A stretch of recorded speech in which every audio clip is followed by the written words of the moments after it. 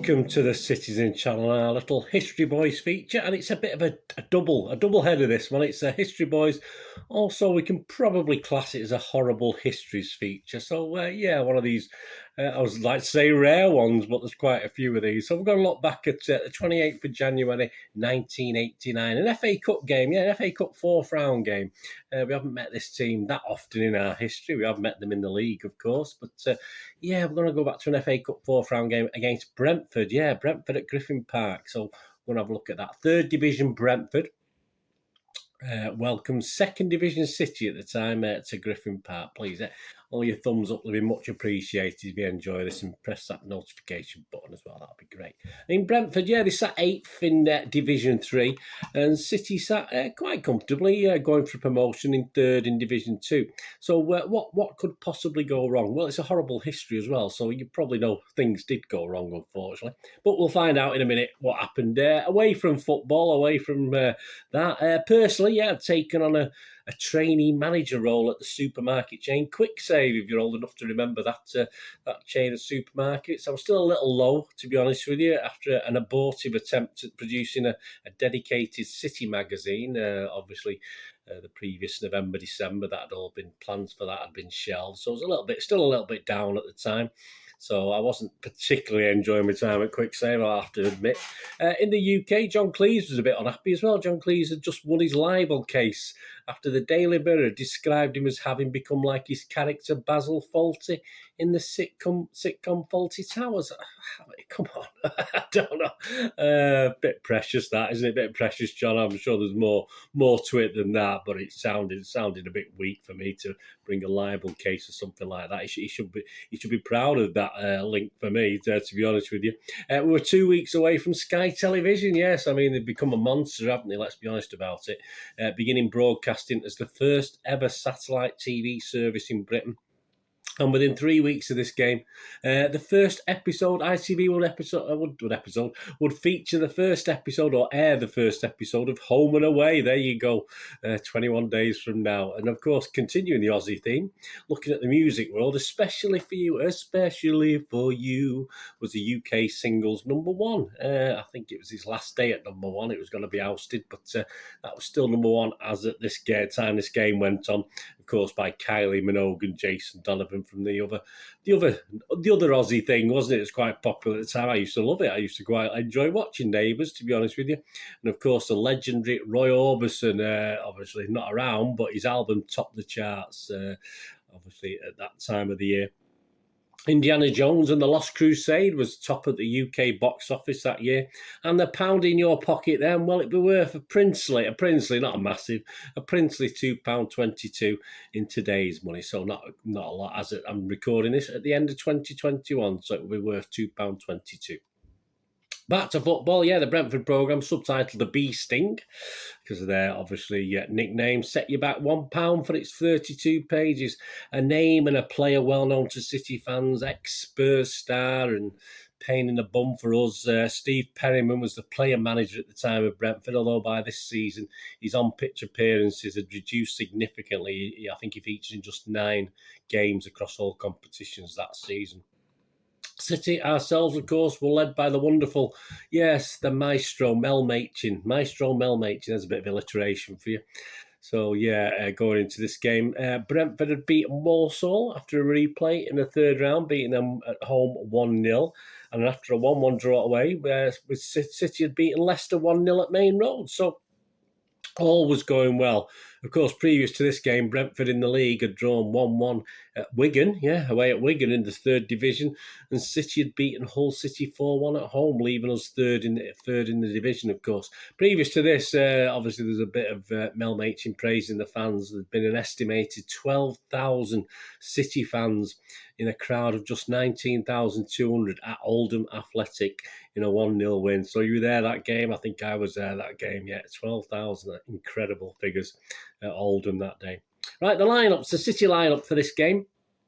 We've got Andy Dibble in goal, Mark Seagraves, Andy Hinchcliffe, Brian Gale, Gary Megson, Steve Redmond, David White, Trevor Morley, Paul Lake, Neil McNabb and Wayne Biggins. And on the subs bench, and I think they both got on in this game. Well, certainly Nigel Gleghorn did because he had an impact. But Nigel Gleghorn and Carl Bradshaw were the subs who both got on. A record crowd at the time for Brentford, and it was in the programme as 12,100, but it's normally classed as 12,000. So obviously when it's spot on like that, obviously they're not very accurate figures, are they? But let's go with just over 12,000 anyway. On for our little match report. Yeah, I've gone over to a Brentford fan. Yeah, a Nick Brutson. I mean, it's at Nick Brutson for his memories of the matchup. That's so my thanks to him. I've just took his little match report or excerpts of his match report for this in one of the Brentford vlog things on the internet. And to quote from this gentleman, the kids today don't know they're born, he said. Games against top-tier opposition, that's us, seem to come round every 5 minutes. Not back in the 80s when the Bees were nothing more than a mid-table Division 3 outfit, albeit one with an exciting young manager in Steve Perriman, albeit one with genuine potential to finally break free of this accursed division. Yeah, they're doing all right now, aren't they? That had so long been our home, albeit one pack full of terrace favourites such as the man-mountain Terry Evans, future England international Andy Sinton, Alan Cochrane, and of course the goal machine up top that was Gary Blissett. We'll have a chat about him in a minute. So when the chance to pit ourselves against City in the FA Cup fourth round came about, it was one which was about as rare for us back then as a Griffin Park promotion push, more so given our own start in the first round of the tournament. That meant that a real feeling of already having been on a significant cup run was growing. Hales, Owen, Peterborough and Walsall had been dispatched. Yeah, obviously they played in the first round by the time this one came around. Chucking the fact too that the FA Cup meant something to everybody. Squad rotation, resting players was a concept that was an alien to us all watching then, as the Keith Stroud game with no bookings is now. Obviously relevant to Brentford, not me. And plus, of course, there was the Blissett factor, being a true blue. Mr. Blissett was a big City fan. Manchester City fan from birth. The press were loving that bit of cup romance and the chance that Bliss, somebody who had stood on the main road terraces from the age of 8 years old, might turn out to be the architect of their doom. Well, it wouldn't have surprised us, was it? Let's be honest about it, guys. So come kick off, it would be fair to say that anticipation was at fever pitch in Griffin Park. Scratch that, come 1 p.m. it was at that level. The ground was packed to the rafters 2 hours before kick-off. I'm sure the City fans were in the pub, to be honest with you. And taking my own customary spot leaning on the manager's concrete dugout in front of the terraced Braemar Road paddock. City fans had packed out the away end on the open Ealing Road and round into the first part of the new road. Their craze of bringing inflatables, of course bananas, showed no sign of abating and would even lead to our own funky bee equivalents later in the season. It was fair to say the scene was set for magic. And what magic? The pitch was more a hybrid of sand and quagmire. It wasn't too bad, actually. I looked at some match highlights. It wasn't overly bad. Sand and quagmire than any form of grass, but the Bees played the conditions and rain to their advantage. 10 minutes on the clock, and the place erupted when who else but Gary Blissett, the ex-City fan, of course, stabbed home for 1-0. It was a lead that was never in doubt over the opening period, and the second goal just before half-time, fired home from the edge of the box and through the quicksand by skipper Keith Jones, was in no more than the Bees deserved. Back out, and with the proverbial riot act presumably having been read to City by Mr. Mel Machin, probably not, he probably didn't raise his voice very much. They cranked it up a bit, of course we did. They even pulled one back, we did, through 52-minute substitute Nigel Gleghorn got us back in it. The air turning into a temperate sea of flying bananas, but from bursting with pride they were soon deflated with the inevitable. Great work down the news road by Sinton saw the ball pinged into around the box before man of the moment Blissett again was around to poke it home again. 3-1. This was really happening. Oh, the noise, the beautiful noise.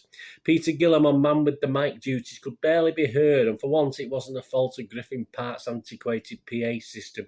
And that was it. City's attacking intent had been snuffed out, save for one fan who, unable to contain, were you that fan? Unable to contain his frustration any longer, leapt onto the pitch, failing blindly with his blow-up banana. He was promptly bundled off. Well, class, he just invade the pitch with an inflatable banana. Typical City. It can only be City fans, can't it, guys? City were bundled out of the FA of the Cup, that is. Brentford were through to the 5th round and even greater adventures. So there you go. My thanks anyway for that little piece from Nick Brutson, at Nick Brutson, and at NICKBRUZON. My appreciation for that. Yeah, well, Mel Machin did make a brief comment in the City versus Ipswich programme, which I've got here. Let's have a look at it now. So I will read this. Right, so here we go. Just take these off because I can't see with these on to read what it is. The FA Cup at Brentford was a very disappointing experience. We didn't play well compete as well as they did, but I think I am entitled to say that I had the rub of the green and the conditions suited the 3rd Division team much better than us. In fact, there had been any more rain near kick-off time, the match must have been in some doubt. It was never going to be a passing game under these conditions. You had to hit the ball as far forward as possible and just try not to make too many mistakes. We had put a good run together and defeat was a big knockback for us. Maybe we had been getting away with 1 or 2 bad habits during our good run, and at Brentford we didn't get away with them. The important thing is that we had character to bounce back, and it's not the first time we've done that this season. Yeah, I mean, we did actually win the next game, so it wasn't too bad. But yeah, I mean, and there's a couple of players in the programme commented as well that, it wasn't the end of the world. Obviously it gave us a chance to, this is what we say, these are the excuses we come out with, isn't it? But we gave us a chance to concentrate on the league again, which is always the sort of thing we do. Of course, Brentford would be in the 5th round and go through with 2 late goals at Ewood Park against Blackburn. So another good win. They were also in the 2nd Division at the time. That saw them into the quarterfinals, but fortunately their little fairy tale ended in the quarterfinals when they were drawn away. Well, I mean, what draw don't you want at that time? Liverpool away at Anfield, and obviously they did very, very well. I think they were only 1-0 down at half-time, but by the end of the game, Liverpool had beaten them 4-0.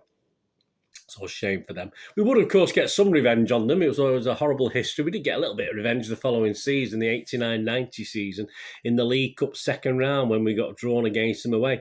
And although they did beat us once again at Griffin Park, we were there that game. I think about half the crowd there was at this FA Cup game. They beat us 2-1 at Griffin Park. We actually won the return leg at Main Road. I was there for that one, definitely. 4-1.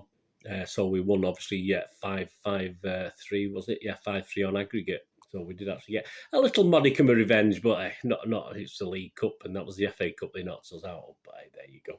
Of course, as stated there with this, and we could concentrate on the league, Machin and other players had stated, this left City to concentrate on our promotion push, of course. And thankfully, we did manage that. We finished second, a well back second to Chelsea, of course. So that saw us City promoted back to the top division at the end of that season. So horrible history game. Just a game though, wasn't it? We won the war in the end and got back to where we wanted to be in the end. But great for Brentford. Absolutely fantastic.